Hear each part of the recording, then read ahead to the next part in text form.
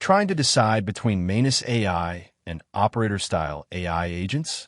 Here's how to compare them and understand which one fits your workflow better.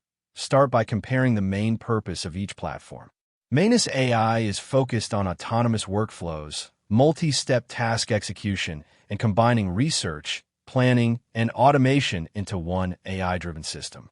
Operator-style AI tools are usually designed to interact with apps, websites, or browser-based actions more directly, often acting like a digital operator that performs tasks step by step.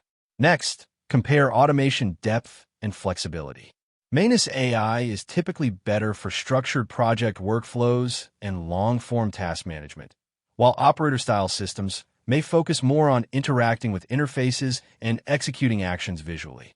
You should also evaluate integrations, ease of use, workflow customization, speed, and pricing, depending on how much automation you actually need.